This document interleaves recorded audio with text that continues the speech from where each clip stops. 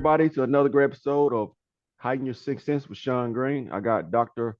Tom from Maryland, Baltimore, Maryland. That's correct. Hmm. And in the clinical space of acupuncture, and also he deals with cryotherapy as well. Is that correct?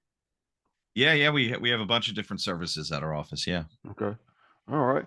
On this show, we like to focus on aligning the mind, body, and spirit through teachable, actionable strategies, fundamental principles, and relentless focus on empowering every beautiful soul to harness their highest potential. We cultivate awareness, alignment, and peace with inspiring, elevated conversations with a new approach to self-discovery and steps towards mastery.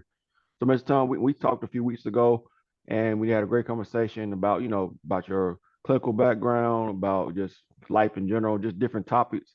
Hmm. And so just wanted to kind of take it back a little bit, kind of tell the viewers, how'd you get started for your early years? What kind of led you down the path of getting to medicine and treatment and helping people? Yeah. So, when I was younger, it was always like, you're told the story. If you want to help people, you got to be an MD, right? So, I'm going to be a medical doctor, right? Hmm. And I thought that was true. I was all prepped through high school, got to college, was pre med, Okay. and started seeing some holes in Western medicine system. Knock on wood, I don't have any serious health concerns, and I didn't then. But just in the few times that I had to go get a checkup or even go to my allergist, there was Hmm. times I was sitting there waiting for an hour for hey, how's everything going? Okay, cool, see you next year. And I Yeah. like, an hour for to face time with your doctor for less than 10 minutes.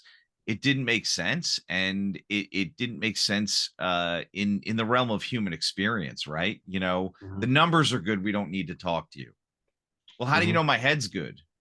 How do everything's okay in my life? How do you know that I'm not walking with a limp? You barely saw me. Hmm. Yeah, so it seemed a little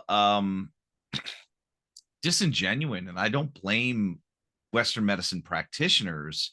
It's the system. It's, there's so much money being passed around, and I mean, they expect these doctors to be super productive. Only now are we talking about value-based care, where it's like if the patient gets better results, then Hmm. that there should be a better reimbursement for that, rather than let's see 60 people in an hour just to Yeah. get just to make more money, be able to bill more insurance. And those kind of things put me off a little bit. But when I was in um college, I took a Chinese philosophy class, I took a Tai Chi elective. um and Yeah. these principles of balance came up time and time again, and I Okay. started to look into alternative medicine during my sophomore year, thinking I still had to be an MD first.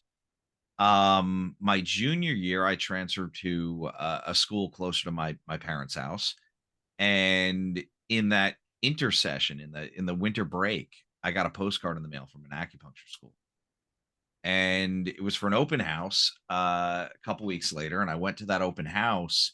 And before I went back for my second semester of my junior year of school, I was enrolled in my master's degree program as well.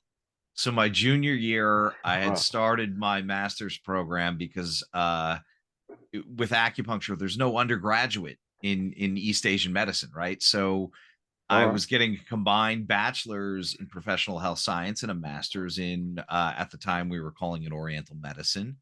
Um, and my parents were still a little unsteady about it, so they made me take my junior year classes as well, just in case.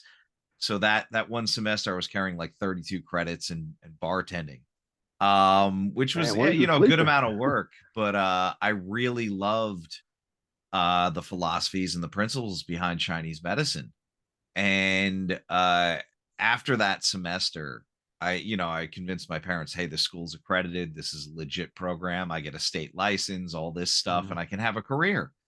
And I dropped out of my undergrad, so I never finished my senior year of college. Okay. Um, but I never looked back. I absolutely fell in love with the program, and I was fortunate enough to meet my mentor, who was British but had spent a decade in China studying and a decade, about 12 years in Japan studying. Okay. He traveled the world as well, but he only had a couple of passions. It was martial arts, weightlifting, and East And Asian medicine. yeah, we And spoke to the about him. point, Yeah. yeah, and he really, in a lot of ways, handed me everything that he had like suffered to get. Like, I mean, he was cleaning toilets in Japan before they even let him into the treatment room. His job was to basically housekeep at the Hmm. clinic. And once he proved that, he was doing that well, and he was already licensed in other countries, which is kind of funny. Hmm. They'd say, okay, come take this pulse. Okay, don't say anything, but just take the pulse and just feel it. And he had acupuncture licenses in Japan, China, England, Australia, and then ultimately in the States. But he was so gracious and giving. Hmm. I followed him around, physically until we moved to Maryland, which was about 20 years ago now. Okay. And he passed away a couple years ago, but I was still in contact with him pretty regularly, just asking him for advice, even, a decade into practice. And now I'm 23 years out, and Yeah. I miss him now that he's gone, because there were so many conversations I still wanted to have. But I got this groundwork that wasn't just from one country, which, like, you hear acupuncture, you go, oh, it's Chinese. Yes, absolutely. It started in Yeah. China. But But everywhere around the world it evolved and changed. So even now, there's things that are done in America that aren't done in other parts of the world, and it's because the medicine is living and breathing, and it really interacts with a person on every it's level, right? constantly involving. Yeah. Yeah. Yeah. That's incredible. And so, oh, what was your mentor? What was his name? Peter Yates. Peter Yates. Okay. And it's funny because I do feel like, had he not just been cultivating his own practice and he'd been, writing books or lecturing, he did lecture, he would be a well-known name in my field. And Hmm. if you're in the Japanese acupuncture community, you know who he is. And, I can still say his name to some of my seniors, and they'll go, Hmm. oh, yeah, you're one of his. And I go, yeah. And I get a little bit of credit. I get, hey, I'll open the door for you. I'll take the phone call. We can have this discussion. Yeah, because he was that well And respected all around. yeah, even the word sensei, we hear about that in martial arts, but it literally means one that came before. And Okay. we all need those mentors. We all need those role models. I didn't know we were going here with this question, Sean. I kind of rambled, but No, no, I that's give great. him That's great. credit every day. And he taught something to me that, I'm a straight white middle-aged male in a Yeah. field that is like literally Asian medicine.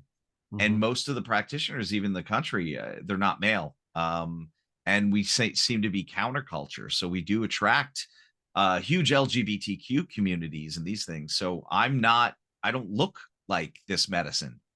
Hmm. And I was wrestling with that, when we have conversations about appropriation and colonization and all these things, right? I mean, they're hard conversations to have. Yeah. But he taught me a phrase from China, and it's, when drinking water, remember the source. And Oh, there's that's a good. I way love where that. we can share this culture and we can do these things without taking them, right? And Hmm. still having an influence on them, but, presenting them from their source. So it's, oh, I didn't invent this, but let me tell you how far back I can tell you the timeline, the history of this. So when I Yeah. present a technique or a concept, I'm honoring the people that came before me and that, like, literally got it into my hands. Yeah. And I absolutely love that. I'm not a history buff, but the history around acupuncture is so amazing because we can have these conversations and somebody can say something to me and I'll go, oh, that must have happened in this country around that time. Why? Because of the words you use to describe it. I can tell Mm. that's Buddhist. Yeah. So it has to come after this, but before this, you said some Chinese terms. So I know it's from China and I know Hmm. what was going on in that time. And then, oh, no, you said that. That's definitely Korean. That's not Chinese. Or, you said something very Western medical, so that's got to be newer. Hmm. And it doesn't make it weaker. It doesn't. It's like another way to describe the same thing, right? That story of the blind men and the elephant, right? When they're asked to describe the nature of God, and they Yeah. walk one blind man over to the ear, and he feels it, and he feels this big flat leafy thing, and then another one feels the trunk, and it's like wow, and it's all the same elephant, but we can only catch so much of it because it's such a big thing, right? So our Hmm. experience with it is different from practitioner to practitioner and patient to patient. And I love that about it. There's always something to learn. There's always another technique you can try if you're not getting the results. Wow, Hmm. I'm really rambling. I'm sorry, Sean. No, it's great. It's great. It's great. So I remember the drinking the water, remember the source. So basically, I know you talked about that you are very you're into the whole, not just the being the doctor, you into the whole culture. I know you say you practice Tai Chi, the Yeah, yeah, meditation. yeah, So you really respect the history around and the culture of it. So yeah, yeah. yeah. And So and that's a big concept there, right? People are coming to see me for acupuncture, right? And mhm, and East Asian medicine includes body work and Chinese herbal medicine, and so body work like shiatsu and ama and all these mhm, different various Asian massage, but lifestyle medicine as well. So we do yeah. qigong, breathing exercises, meditation is huge. Mhm, And while I don't teach that to all my patients, it's been so fundamental for me. I started meditating in 1994, but I didn't have a daily practice mhm, until about 6 years ago, and I haven't missed a day since. In fact, I was meditating right before we got on this call, and I can't even tell you how much that's influenced my life. I tend to be high anxiety, high stress, yeah. but that's You don't that's seem like literally it. kept my heart in my Yeah. chest. You don't seem like it. You don't seem like it. So Oh, it's believe me, definitely you working haven't for you. seen me reeling. I got you.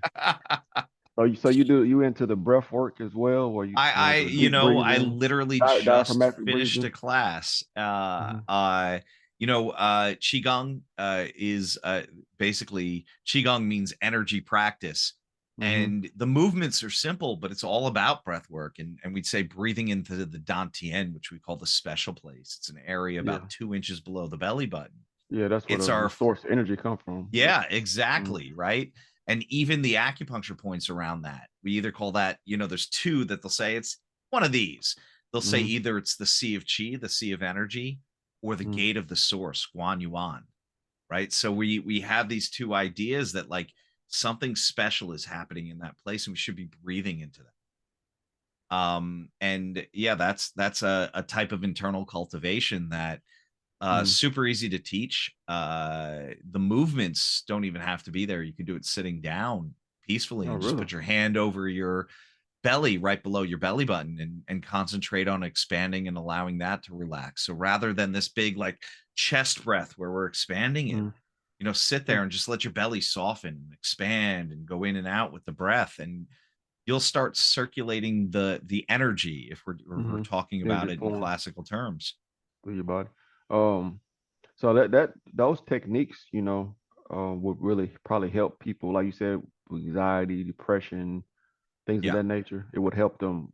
I ain't gonna say eliminate it, but it will help them be able to manage it, maybe Manage, yeah, decrease it. Yeah. manage. Hmm. And this is one of those things, Sean, where like you can't, like, if you're in the middle of a crisis and Hmm. you've never done it before, you're probably not going to get much out of it. Yeah. But if you're Exactly. practicing it daily, not only is your baseline tolerance for the stress going to go up, right? Like, oh, this is Okay. bad, but I can handle it.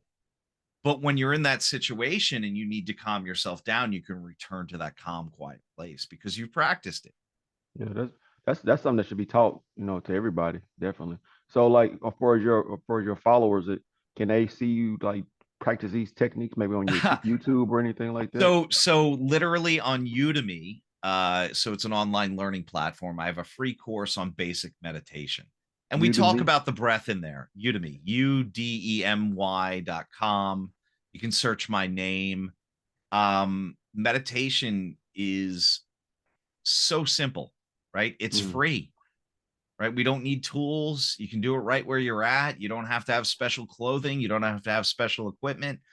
Yep. You can do it Granted, there's anywhere. some, yeah, there's some great devices and things that I really love, but like Mhm. I was okay shelling out the money because I was using them.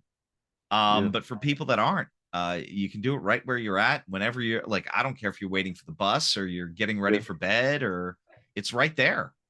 Yeah. Um, and it has such an impact in so many aspects of your life, but you won't know until you've practiced it for a while. Okay. Um, One thing I know, I want to talk more about your book, the Yeah, cupping book. sure. I know it's like that's a top seller on Amazon, Yeah, yeah. in multiple categories, and just Yeah. kind of tell the background about that. How did that come about, and how's that So going? yeah, yeah. So I knock on wood, I have an amazing practice and I have an amazing staff. There's 11 of us now. Mm-hmm. And 11. Okay. we're treating a lot of people. So we have 3 massage therapists with me. We have 4 acupuncturists, and then we have 3 amazing front desk workers that are also doing our technical stuff. They're running the therapies like our cryotherapy, our cold plunge, our sauna. Okay. But That's something I've been wanting to do is cold plunge and yeah, yeah. cards. I never done that. Yeah. Well, I mean, we're getting into the season where you can literally, just turn the shower cold and it'll Mm-hmm. be shocking enough for you to experience it. Mm-hmm. But the cold plunge completely submerging is a different kind of intensity that even the cryotherapy, which is much colder, doesn't Yeah. seem to hit the same way. But I realized while this center's taking off and we're having a great time and we love being there and we love our patients and I really feel like we're helping Mm-hmm. the people around us. I could work 24/7. My staff could keep that place open and humming every day, Yeah. all day. And we're not Nonstop. even scratching the surface of the Not population of Baltimore, right? exactly. And it became apparent to me that if I wanted to have a bigger impact, I had to share knowledge, right? Yep. That's how And that's how we help, through the you knowledge. know, I for me figuring out what I know that could be shared safely in people's homes and that would be accepted, right? So cupping therapy fit the bill because like cupping is so old. It was Mhm. traditionally folk medicine. It was done in the homes, right? It's been called grandma's medicine because grandma was normally the healer in your household, Yeah, right? exactly. And the other thing, because it's so old, it went all over the world, right? So I mentioned appropriation. Mhm. No, there isn't a country that wasn't doing this. Yeah. So yes, the oldest textbook we have is from ancient Egypt, 1515 BC, but it's older than that because they had to be doing it before they wrote it down. Exactly. It went all over Where'd the that come from? world. Where'd that come from? So where is Yeah, it? I mean, Yeah. and to think about how they figured it out, somebody asked me how. I'm like, look, you had a lot of time on your hands. You could sit there and think about how the body works and what I can Mhm. try and do to heal it. So, oh, I create this suction and it pulls blood into that area, right? We cut ourselves. We knew what bleeding was, and we Mhm. knew that had some life force in it, right?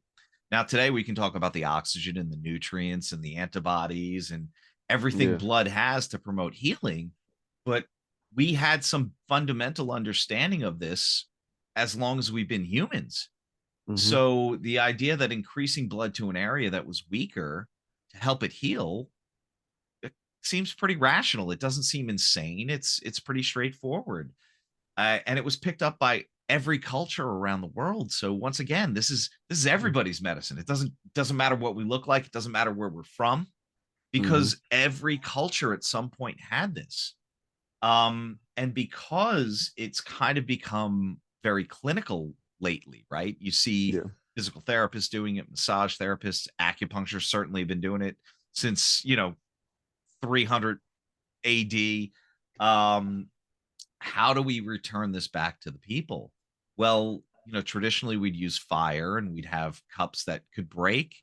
Well, now we Mhm. have plastic and we have silicone and we don't need the fire because we can pump the air out using mechanical devices or Mhm. even just pressing the cup down against the skin. with the silicone cups, and that'll squeeze Yeah. out the air and create the suction. What was the point of the fire? What did the So fire the do? point of the fire was literally to eat the oxygen out of the cup and create that vacuum, Oh, right? So okay, if I have a pump, I don't need the fire. exactly. So, right, that makes it even safer than it was. But believe me, when I was teaching in Manhattan, our school had a lot of foreign students. Every one of them, we got to cupping. Grandma used to do that.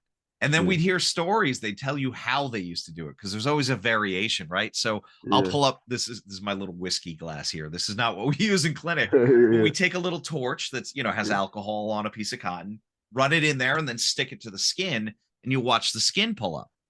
Well, traditionally, as long as you had that fire, it didn't have to be on a torch. So in Italy, my Italian students would tell me they take a big coin, they'd put it on your back, they'd take a piece of cloth or a cotton ball Uh, in like liquor that you could light on fire, and they'd light that on fire and put the cup over. So the coin would kind of shield the skin from getting burned. oh, that's And smart. the fire would eat the air out. Now in Syria, I was told that they would use longer cups.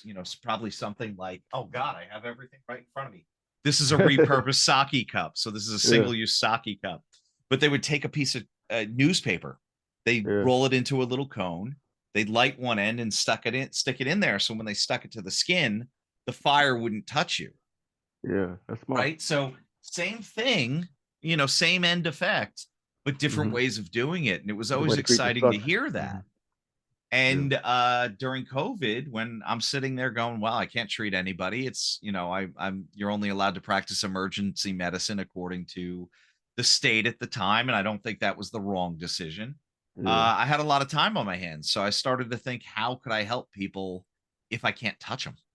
Right. So it all exactly. kind of came together. And then this year, I finally got my act together, put the book together, and got it out to the people in January. Yeah.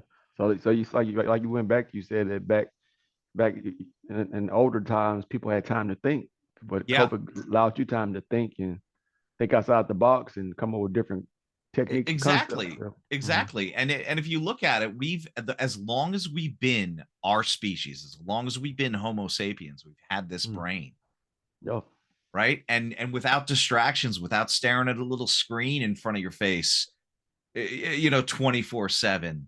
Hmm. It's always interesting to me. Like, I'll watch the ancient alien shows because I think they're funny. Yeah. Me too. I'm a fan of that as well. But to say that it must have been aliens, because how could these ancient people ever thought of that? Yeah. They discredit the ancestors a lot because they were very They smart they people. definitely, Yeah. and and wow, I feel like I'm harping on this too. It's a very Eurocentric model that they're presenting, right? Like, Mm. oh, how did these primitives do it? But us in England, and it's like, no, you Yeah. guys had the plague. like these other cultures were doing these amazing things. Yeah. You just happen to have weapons and a need to take over. Yeah. And the Uh, Dark Ages for yeah, 700 yeah, years. So yeah. exactly. Exactly. But Mm. other people were doing these amazing things, constructing these amazing resources, Mm. and doing medicine at a very high level. Yeah. I mean, some of those Persian medical texts, they read like modern day surgical manuals. Yeah. And that's People like people. They weren't. amazing. People weren't distracted, and that all they had time to do was read and think. So, And think, and the so it's a creative big forces that difference. we have today all came from those sources, right? Yeah. We just keep building and adding. Hmm. Like on different, like when they go find these different people in different areas that like have been secluded from regular world, Yeah. they might not have the technology we got, but when they really take a deep look at them, they're very smart and organized people. So And they understand things, mm, they understand nature at a level that we've simply lost. yeah, that's you that's the know problem, the disconnect I think Absolutely. with the human and with Gaia and the real nature. Yeah.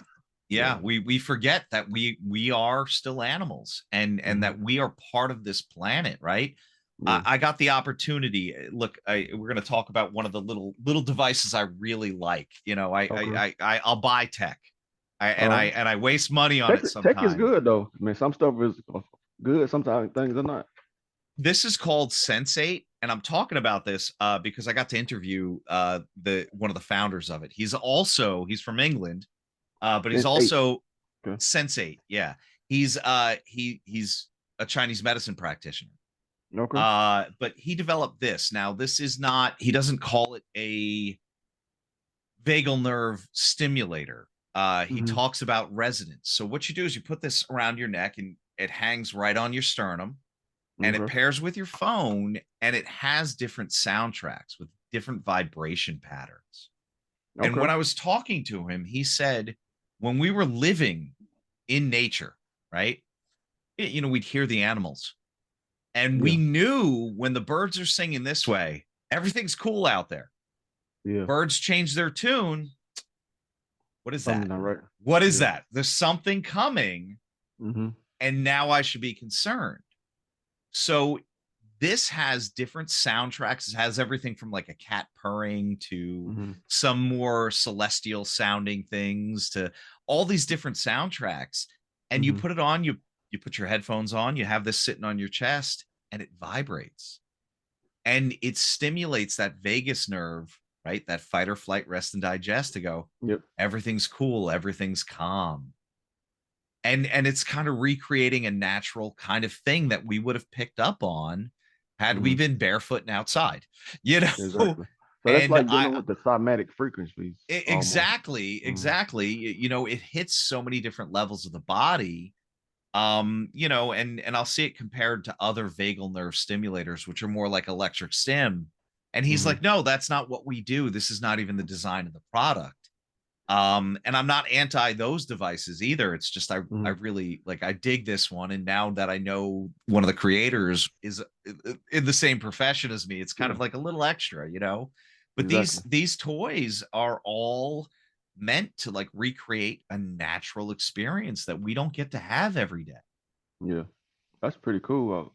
Definitely, I would love. I probably will. Something I would buy for my Yeah, personally. You know. check it out. I think they had like they just had an Amazon Prime sale. I think it might still be extended, but Mm-hmm. it's not a huge like, it's an investment, but it's not a huge cost. And if you're somebody that meditates or you want to have that time to recover and Yeah. this is like the investment in ourself. It doesn't have to be, $20,000 in a concierge physician that's, like what are Yeah. these little things? Meditation is cornerstone and this is just one of those ways that if you want to invest a little bit of money in it, you can Yeah. step up that game. So I know we kind of getting off path a little bit, but Yeah. like I said, it's kind of it's not really just kind of just kind of It's got to free. be organic. I'm Yeah. fine with And, wherever it goes. and Yeah. so kind of tell I know you've been a practitioner of meditation for some years now. Yeah. So for people that's never meditated or people that's maybe like me that I've meditated here and there, never really Yeah. do it consistently. What any tips or guide to Yeah. make it Yeah. a daily practice? So yeah, this is playing with our own psychology, and this is something Mm-hmm. that like I feel like I'm saying the same things everybody else does. One, start small, right? This is not, don't try and sit there for an hour, but say Mm-hmm. every day I'm going to do 5 minutes. And Yeah, then that's once not you're bad. consistently doing that, well, maybe seven, maybe Mm-hmm. 10, and slowly add. But the Okay. consistency, doing it daily consistently is better than trying to do like an hour a week and Yeah. oh, I did 2 minutes today and I'll do 40 minutes tomorrow and then Yeah. no, it It's not just balanced. You say you got to have a balance, right? yeah, exactly. And Mm-hmm. building that pattern takes time so you can do things to prompt that. Add it to your morning Right. routine, add it to your nightly routine and say, "Oh, look, you know, if it's at night, look, I brush my teeth, I take my shower and then I go sit for 5 minutes." Mm-hmm. Or if it's when you wake up, oh, look, I go to the bathroom, I brush my teeth, I come out, I go over to my cushion and I sit down. Yeah. And that's another one. Find a place, have a place to do it, right? Yeah. Doesn't have to be like you don't have to rearrange your house or add an addition, but like, Yeah. look, I got a cushion over in the corner. That's where I sit every day to do And this. do your meditation. And yeah, and then the last thing is be gentle with yourself, right? We guilt ourselves like there's no tomorrow. So if Yeah. you miss a day, you miss a day. Yeah. Just back tomorrow. Yeah. But try not to. But if Yeah. I you're think. beating yourself up, I can't do this. I look, I'm no good. All those trappings that we put in on our own, like our own ego tells us. Mm-hmm.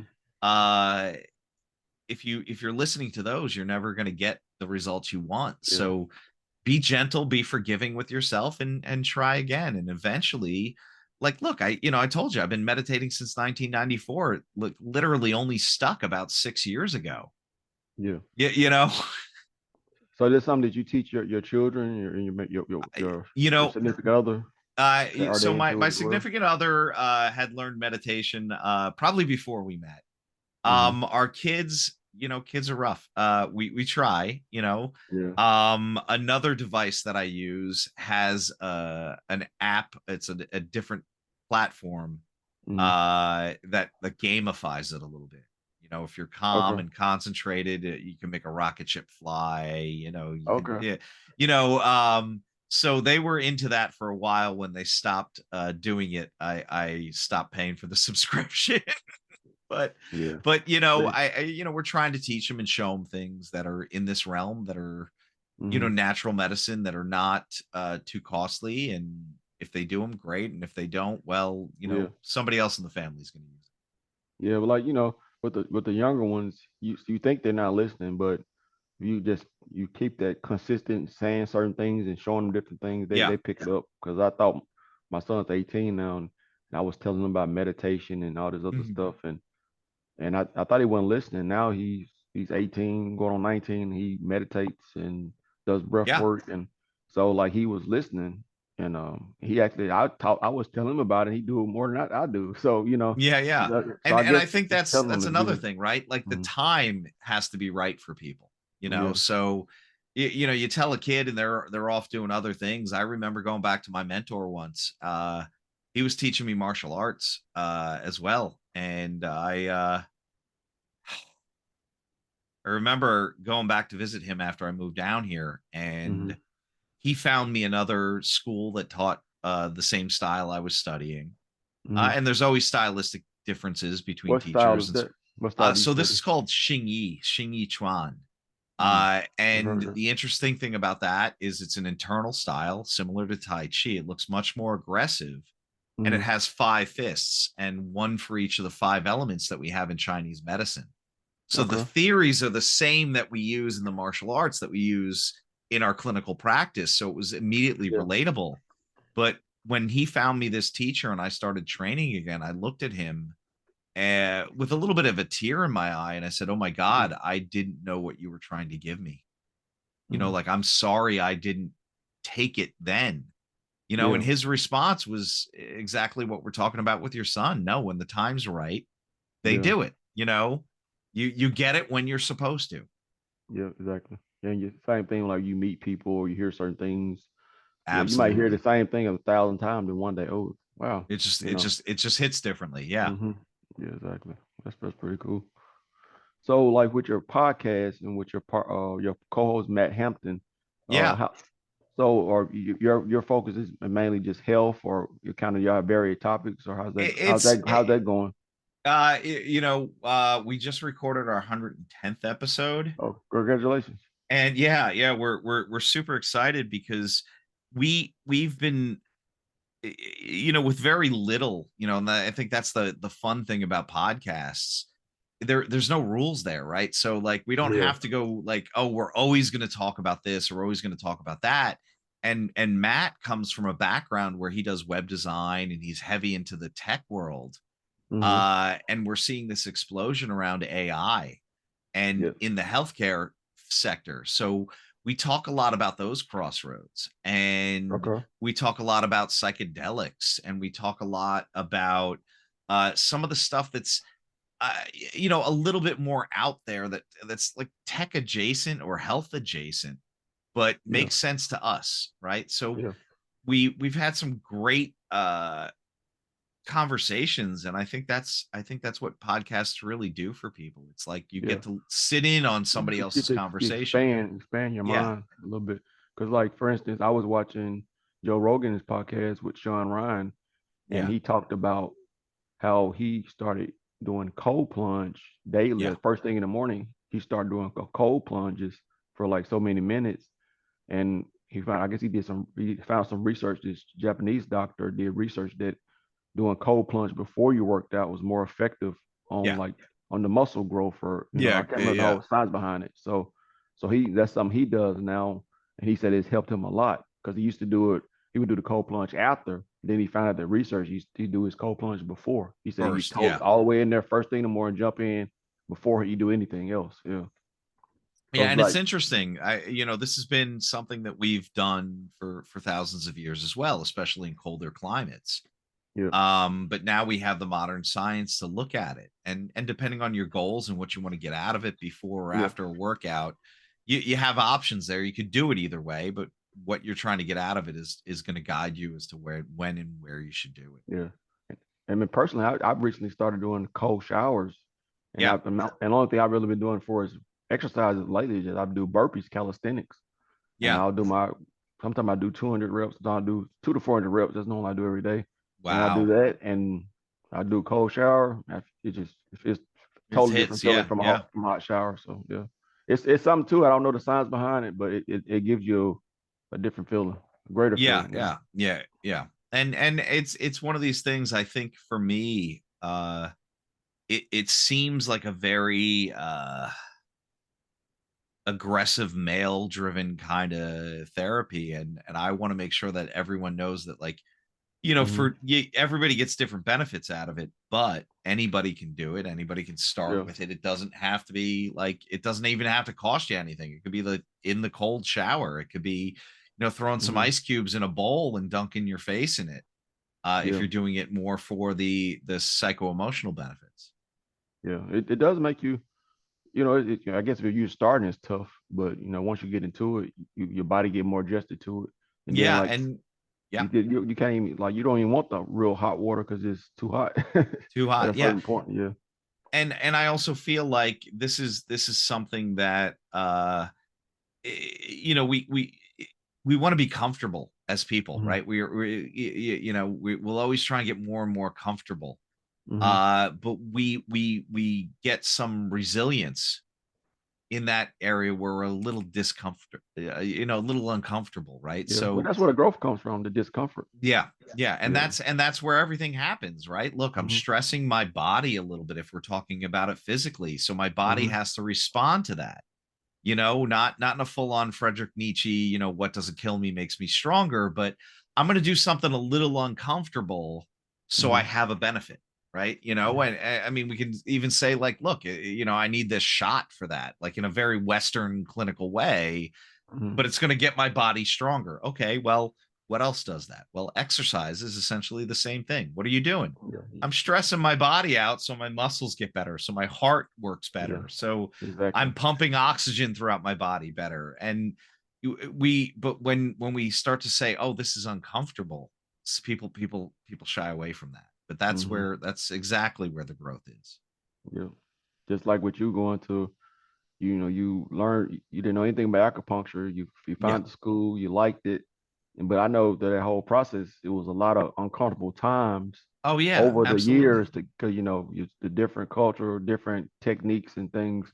So everything every day is something new. So you have to constantly constantly grow and expand, Absolutely. yeah, to get you where you are now. So without that, without you having the ability to fight through those times, you wouldn't have stayed stuck No, with it. no, I Yeah. wouldn't be in practice now. Yeah. Yeah, because I remember you told me about a lot of people that you felt like they were got in the business just for money, They're gone. They're and gone. they went in it for like really learning the culture and the history of it, and really got involved in it and on a more spiritual level. Yeah. They didn't survive. Yeah. It's a lifestyle medicine, right? So Hmm. that's what we're trying to give to people. And unless you're trying to live that life, unless yeah, we mess up too. I don't believe anyone's perfect. But Yeah. within that, you have to grow, you have to evolve, you have to change. I forgot who said it, but you can only take somebody as deep as you've been, right? Hmm. So there's a constant refinement there. And the people I look up now to now in the field have been doing it. I'm 23 years out, 40 years out, 60 years out, right? We got some people in Yeah. their 90s still practicing. It's amazing. Yeah. Yeah. So it's also it's a like you said, it's a lifestyle. Hmm. Yeah, it's a lifestyle. And so like that's one thing I look at the like the five element acupuncture. Yeah. It's like it's treating the mind, body, and spirit. So that's what my premise of my show is, elevating the Yeah. mind, body, spirit, Yeah. and aligning it. So that, like I told you, I was telling you when first time we talked about how my experience with acupuncture, it's Yeah. almost been going on a year now, and how it's really changed my life with the acupuncture and the cupping. And then recently I just done a maxa busting. Moxibustion. Yeah. Yeah, Yeah. I just recently done that, and that was a different experience. It was hot, but So it there's a felt lot of good. different Yeah. techniques in that too, and that actually Mhm. predates acupuncture. We were able to burn things before we could work with metal to make needles. Okay. So yeah, acupuncture, moxibustion is significantly older than acupuncture. Yeah. And when needles came to be, it became more trendy to use the needles. It was more popular. It was Yeah. considered more refined. But moxibustion, oh God, Because it comes from a plant, right? So it really was like a yeah, plant it burnt grows over all over the. the world. It's Mhm. mugwort. It's Yeah. it's used in every traditional medicine too. Native Americans would use it for dream medicine. Mhm. Even Saint Francis de Assisi supposedly carried it around in a little satchel on his belt Mm. to ward off evil spirits. Okay. Romans would put it in their shoes when they were marching because it was thought to like keep you from getting tired.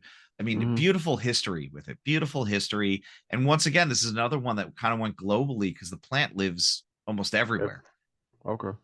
Man, that's really cool. So really, if you really into the acupuncture as you are, you're almost a historian as well, because it's like you said, because it brings all the different cultures from around the world Yeah. together, because and everybody's and been it doing it. ties Yeah. you to that, right? It shows Mhm. you, hey, look, this is you're in here somewhere too, you know. Yeah. And it's so all of these things are so life affirming, Yeah. and that's the other thing, right? And we don't tease out, oh, this is your physical body, this is your mental body, this is your spiritual self. It's all Hmm. one thing. It's one. And Yeah. when we work on it, we're working on all of it. Yeah. You're like, you might be on my table and I'm working on your shoulder, but you go, wow, man, I feel so relaxed. Or, hey, you know what? I'm not as angry as I was when I came in. Hmm. Or, hey, this memory came up, and it's, oh wow, yeah, yeah, that happens. You know, Hmm.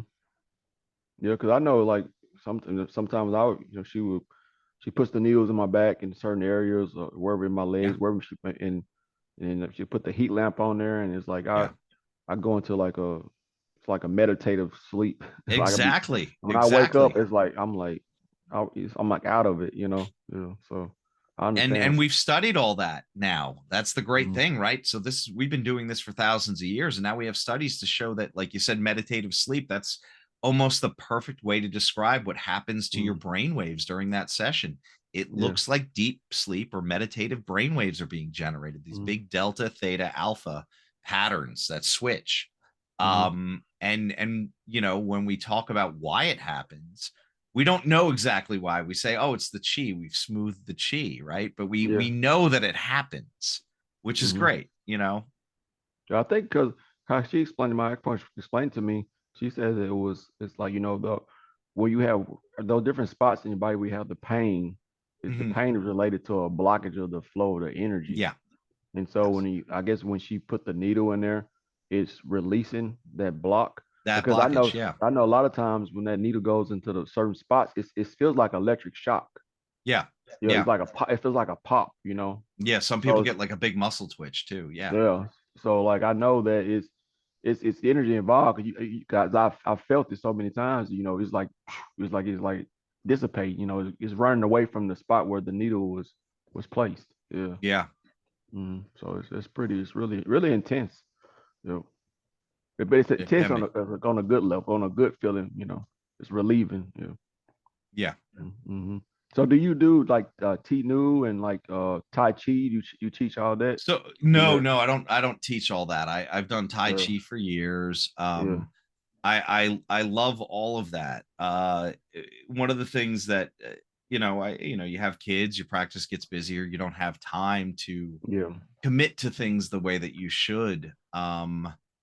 I did Tai Chi. I know this sounds crazy, competitively for years, where you do push Oh, hands I and didn't know that was a thing. yeah, you do you prepare a form, and Hmm. you practice the form, and then you have people that hopefully know more than you do saying, oh, you didn't have this balanced, this moved without that moving. And then push hands is literally like, can you keep your root? And you guys try and nudge or pluck somebody off balance, and you got to be Mm-hmm. sensitive to listen to how the other person is moving, and if they're out of balance. I enjoyed that. I did. It's just, when you do something like that, you want to do it to the best of your ability, and when you're in too many places at once, you can't do it. I mean, there's an Yeah. amazing school here. I would love to get back to it, but the majority of the people that were like doing it for like long, long times, they're already Yeah. retired. Like Yeah. their kids are older, they've got Yeah. no commitments, they can hang out all day. And for Yeah. me, it was just like, guys, I got this monster of a clinic. I gotta keep running, and Yeah. You got the kids now. You principles got are all the yeah. same, but Yeah, I got you. Yeah, sometimes, but life changes, it's constantly ever. So, maybe yeah, at a certain another point down the road, you probably can get back I'll into it. probably go back. Yeah. Yes, it's something you really seem like you really love and enjoy. Yeah. And so I was thinking, like, with I know with the podcast and social media and everything, do you see your clinic expanding to other states, other countries, or what are your goals for that? I we've had this conversation. I've had people, both investors and franchise companies, come out and say, like, look, you've got a Mm-hmm. pretty good model here. Um, I'm not averse to that, but at the same time, there is a community feel in my clinic, and I Yeah, really like it. We're serving Baltimore, and if I can recreate this in another area, yeah, great, but I don't want it to feel forced. yeah. And You I want to be also genuine. feel like, if you start, rubber stamping them all over the country, one, I have no control over Mm-hmm. how each one of those is running, and two, it has to make a certain amount of money to be Yeah, profitable for an investor. exactly. And this medicine, I have a good career. I'm not going to be a millionaire at the end of this, Mm-hmm. at least not from this. But you're doing it for the greater good, not just to earn a living. Yeah, And if we did turn it into that, you probably lose some of it. yeah, it feels like it's ripping the soul out Authenticity. of it. Yeah, Yeah. yeah. Well, probably, maybe I would say for how passionate you are about it, it'll probably make more sense for you to expand more locally. And that's what we're Yeah, where looking you where, at. where you can put We're your not hands we're on it. not Yeah. rushing, but if the Mm-hmm. right place comes up, and like I said, my staff is absolutely amazing. I'm pretty sure I could hand over the keys to of a new place to any one of them, and they Mm-hmm. would understand the mission and what we're trying to Yeah. do, and they would attract people that would work well with us. So we Mm-hmm. want it to grow in a very organic, natural way. So yeah, Yeah. I mean, God, I think last time we talked, I had two people that were like, one of them wanted me to move into a second location, one of them wanted me to buy a Yeah. location that they had, and then I had Yeah. investors asking to see my financials. And that really stressed me out, man. I got COVID because I was run down because of that. Mm. Yeah. Well, that's And not good. no, no, but like, Mm. these are all possibly really good things, Yeah. And at the end of the day, when I felt better, I was like, I don't want to do any of that. Mm-hmm. Why? It doesn't fit us. Right? Yeah. So I'm all for growth, but just to do it in a very capitalistic, let's just make more money, more money, more money. Yeah, Yeah. I would like to be wealthy, but I don't want to do it on anyone's back, and I certainly Mm-hmm. don't want to degrade the quality of what we do. So it has to make absolute sense. So yeah, something, not right over my current clinic, but near enough Mm-hmm. by that we have some control, that my Yeah. current staff can have influence in it, in its operations. And yeah, we hire more people, but they're trained by us. They're Yeah. ours. They're Yeah. That us. makes that make Yeah. more sense. That makes more sense. Yeah. I definitely respect it because you're not really in it to like I said for the money. Like I said, if you was into it for just your focus is money, money, money. Um. It doesn't read right. Yeah. I've Yeah. seen chains of places that are they're not exactly like us, but they're similar. They offer a lot of the same services. We got one, in my neighborhood, and I'm not calling them out. I'm not going to say them by name, but I hear they're floundering. Mm, And it's why somebody bought a franchise. They don't understand the reasons why people are doing things. They hmm know it's trendy, but they don't. They're not living and breathing it like Yeah, me and my staff are. yeah. So that makes a big difference. Very big difference. Yeah, Definitely. Now I'll definitely respect that. Um, so like for as I know you have the clinic is fully staffed yeah. and you podcast, and so for your clinic, like do you train any of those people to be acupuncturists or like you So do anything there's like a that? lot of regulations in the education system here, and I'm actually I actually hope that there become more. Hmm. And other acupuncturists will fight me on that. Yeah. And I think the level of acupuncture in this country could be better. And that's Okay. not knocking the individual acupuncturist, but there's so many gaps, right? A 3.5 year master's program is nowhere near enough to teach you the thousands of years of history and all the various techniques and Hmm. the constantly new research that's coming out. And there's so much. And I've had fights with other acupuncturists where I'll say something and they'll be like, that's not acupuncture. And I'm like, that's that's like the majority of the practice in Vietnam. Well, I don't Yeah. know anything about that. So that's a Yeah. blind spot for you. It doesn't mean it doesn't exist. Yeah. And I'm a firm believer, and Chinese medicine, I'm singling out Chinese medicine here.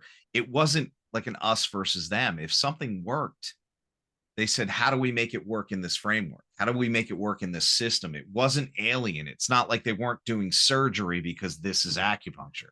Hmm. It's no, they were physicians. They were trained to treat people. And when it came here, it's like, well, no, MDs do that. You can't do that, but you can do this and this. Hmm. So we already got kind of like our wings clipped a little. And I would agree that like I don't want to do surgery. We're not trained to do that. We're not taught to do Yeah. that. But like a lot of techniques that we would be doing in other countries, our American acupuncturists are completely ignorant of it. And I'm not saying ignorant in a kind of like a Yeah. condescending way. It's Yeah. just It just means you don't if you've know it. never Yeah. seen or heard about it, it's Hmm. not in your world. Exactly. So when I read things and I learn things, and then I'm like, can I do this? Hmm. Well, we don't know anything about it. And it's like, well, that doesn't make it bad. That doesn't make it unsafe. And it doesn't mean it's not clinically effective. So when I have, and I do have a lot of students come in and observe, but they have to be Hmm. students or they have to be in healthcare, right? I Because got you. I can't do anything with them. I can't certify people, and I don't want that responsibility. Yeah. But I mean, one of my technicians right now is in acupuncture school, and she does observe me. And she'll say, "Oh, we haven't learned that." I go, You're probably not going to get this in school. Why? Because my mentor gave it to me after I was out. Yeah. Why? Because he does this Japanese style, or he went here and studied with this guy or this woman, and it's not Yeah. done outside of this family system. Or yeah, this technique kind of fell out of favor in the 1600s, and it's like on this long spectrum, nobody, the most enlightened people in my field don't know everything. Hmm. But that's kind of great too, because like you can kind of look at it as this, like, as long as I know the system, as long as I'm doing this with these principles, I can pick up that technique, or I can do this, or my practice will never look like anybody else's. My Yeah. Because practice never looked your like my knowledge, mentors, yeah, your knowledge is totally different from like a Yeah. lot of people. You got stuff pulling from different cultures around the world from your mentor, the way he Yeah. taught you. So yeah, like you just not you're some people were just all textbook, you know. And Uh, that's it, right? They yeah. come out with a master's degree and they think they're a master, Hmm. which I think is like the most limiting thing they could do, right? Wow, Yeah. now it's like getting that black belt. It's like, wow, now I'm allowed to learn the medicine. You know, it's like Hmm. now you paid your dues. Now start to learn this. Yeah. And Which, it's been such a joy and so much fun to do that. Like, even the heartache, even the fucking, oh, sorry, the financial issues no, and you stuff fine. that You come fine. up. You fine. Even those stressors of like having to run a business, Hmm. it's all worth it. It's all worth it because you're helping people. It's all worth it because you really feel part of humanity at a level that like Hmm. I can't describe any other sensation like it, Yeah. and This, when because this is I'm your purpose. yeah, ikigai, yeah. Hmm. So this is what you meant to do, and this time around for sure. Yeah. So, so that's why it just is working so well for you, and then it shows with the way you run your clinic and where you do everything. It's all connected. It's all flowing together. Yeah. Yeah, yeah, Hmm. and I think I think that reads true, right? Hmm. We're not claiming to be the most skilled, we're not claiming to be the most virtuous, we're not claiming any of that, but people Yeah. understand that when they come into my clinic, we genuinely want to help them. Okay. So like, I was thinking last year, I need to take a trip to Baltimore just to come check you guys out. You Yeah, know, that'd be great. our doors are open. Yeah. We're always willing to take more people and show people around and spread the word. Hmm. So what do you for your opinion? What's the future of acupuncture and cupping and the whole Chinese medicine? I think we're starting to see a return to classics in some ways where like now we have research that is saying yes, all of this stuff is actually valid and it's doing some pretty amazing things. And I'm hopeful that it won't just be East Asian culture anymore. We'll start to see this Yeah, resurgence world of culture. other tradition. And look, you would regulate this to the medicine men and the shamans and whatever indigenous title that you would be given, but we're Hmm. going to look at that hopefully with a more unbiased eye and say, look, yeah, so some of this was ceremony and some of this was this and that, but no, in the Hmm. same way that psychedelics are kind of having a renaissance, in the same way that people are seeking out shaman. Hmm. I mean, the human experience is so much more than, here's what the lab work says. Oh yeah, And definitely. even if it's all mind over matter, if it works, it works. Hmm. And I think people are starting to realize that we've lost so much in our modern society that those classical practices were done because they absolutely have value, and sometimes we can't show that in a study. Hmm. But as long as it's safe and as long as it's not hurting somebody, I'm all for it. And I think for that reason alone, when acupuncture has thousands, tens of thousands of studies, I think Hmm. 32,000 systematic reviews at last count or something like that. Um, and that's a huge number for any style of medicine or practice or um you can't just throw it away. You can't just say, oh, that's some old weird stuff. It's like, no, No, because there's that's concrete credible. evidence That's here. credible. Yeah, credible evidence that it works. And people are seeing it. When we Hmm. reopened after COVID, my office was filled with Western healthcare workers, mainly doctors and nurses that were on the front line of COVID. Yeah, I'm And sure guess what they were happened? broken down I mean, mentally they and were watching physically. people die, you Hmm. know? And because of that, I think that's when our clinic really took off, is when we reopened and people realized that, like, I need a way to take care of myself, my whole self, right? The Hmm. number of people that come in and, they're coming in for physical pain and they end up crying because they had, this emotional release or this response to something else that was going on in their life that they didn't even Hmm. tell us about. Why? Yeah. It was guarded, it was hidden, but it came out. And they Yep. now can heal from that. They can now, go talk to their social worker about it. Yeah, oh wow, I didn't realize I was holding on to that. Yeah. It's absolutely amazing. So I think East Asian medicine as a whole, it's been around for, over 3,000 years, and it'll definitely be around for a lot longer. Yeah. It's not gonna go anywhere, especially with with the technology and how they can just pinpoint the Yeah. certain areas of the body, to the with these microscopes and everything they got, so it's like Yeah. it's only gonna get better, It's and you and know. it, and it'll change and evolve because it's a living, Mm, breathing thing, but that's not a bad thing at all. yeah, especially when you able to have a system where you can actually maybe see the The energy changes. system Yeah. Yeah. in real time, a real scan, and you got the technology to, it's gonna be in 20 years or 30 years, you'd be crazy, what people be Yeah. able to actually do. So and see, actually see stuff from the outside looking in with the technology, and so that's gonna be incredible. It really, So, really. Yeah. mm. So do you see your children get into this space? Maybe my younger one. I don't want to force my kids to do anything. I Mm-hmm. mean, I gotta say, my parents, my mom was always, as long as you try really hard, that's Mm-hmm. okay. And my dad was like, look, you got to enjoy what you do. You're going to be doing it your whole life.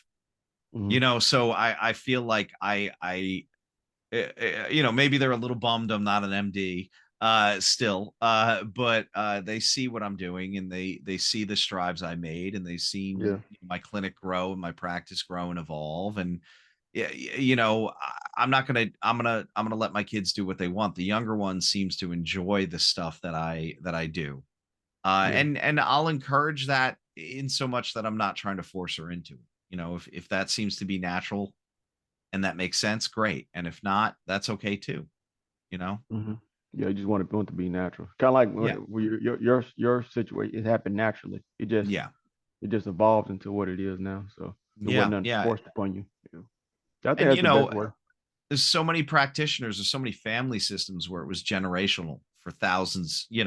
Hmm. The main system that I use, Okada Sensei's family. Hmm. I When I got to see him in seminar twice, he's a 36th generation acupuncturist. It was well over 400 years that his family had been doing it. That's there from And Japan. in Japan, and Okay. his son, when I met him, his son was about 8. Hmm. And I remember one of my friends asked, is he going to be an acupuncturist? And Okada was like, I don't know. And Hmm. it was like, that's the best answer. You think this really strict Japanese family, oh my Yeah. god, they're going to force him into it. Hmm. I don't know.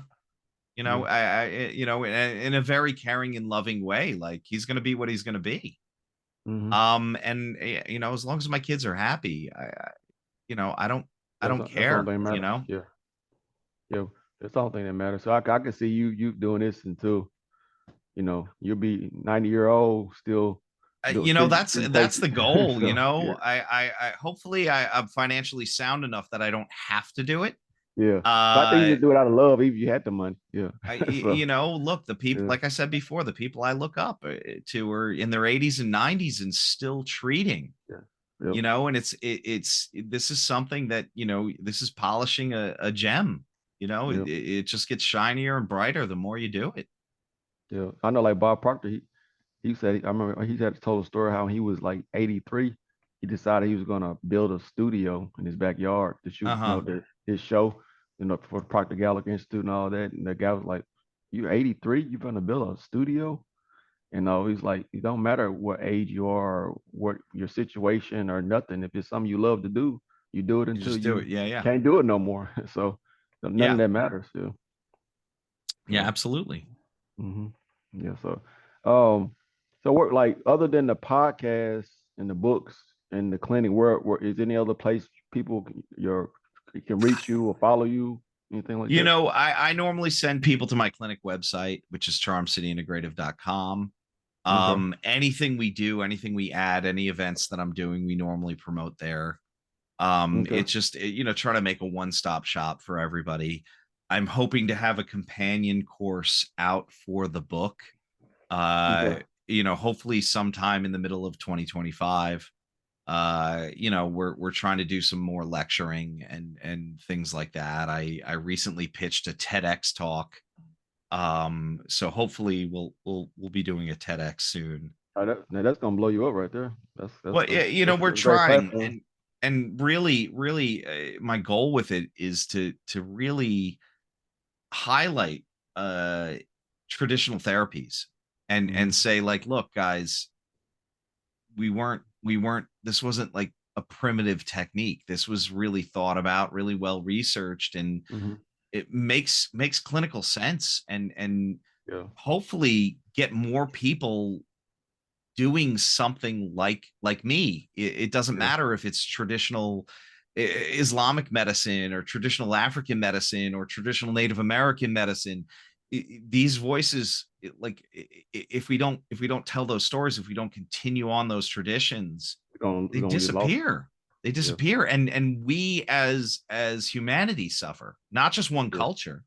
You Yeah. This know? is stuff to be taught to the young children in the Yeah, schools and stuff, and their different youth groups and things like that. yeah, That way people start learning absolutely, about it at a younger age because it'll be and great information incorporate that it for into people. their actual life.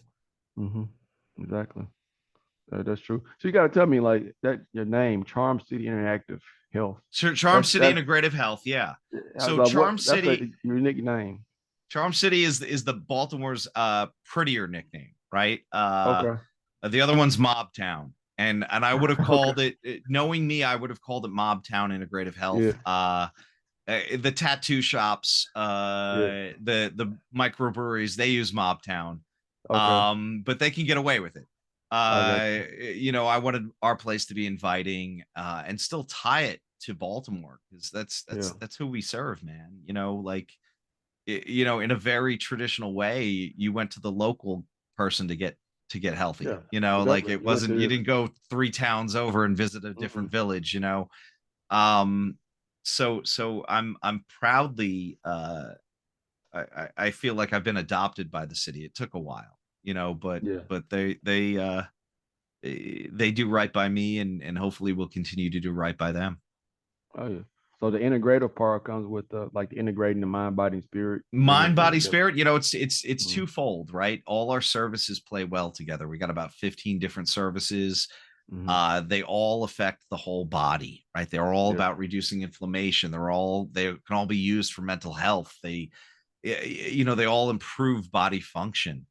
Mm-hmm. And then, that, yes, we're working on every level of the human. You're not trying to tease one part out. It's, Mm-hmm. the idea that it's Everything a matters. ghost in the machine is not right. It's the ghost is the machine, and the machine is the ghost. It's all one thing. Yeah. That's beautiful. I like that. That's beautiful. So one thing I always ask people if you could go back and maybe talk to your say your 18-year-old self, what would be something you would tell yourself? With I everything you know now, everything you've been through. uh yeah, I mean, I gotta say, it would be something like,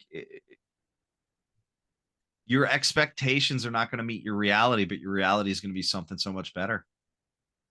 Mhm. You're 18, you think you have things figured out, and you don't know a damn thing.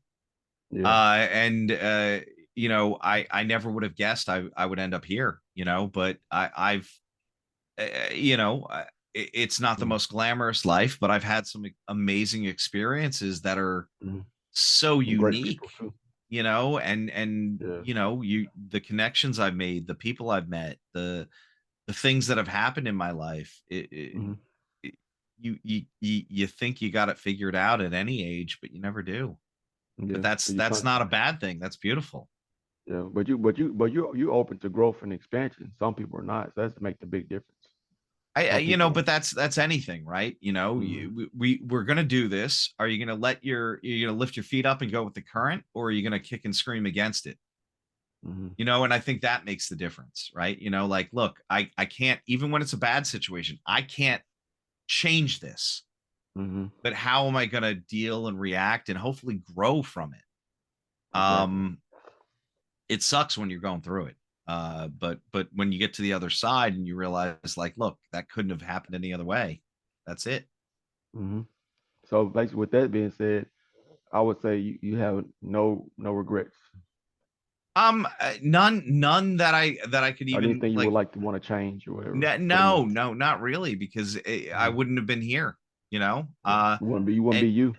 yeah, and Mhm. even if it was like, oh, I would have had more time here, I would have had more time there, or I would have said this to someone.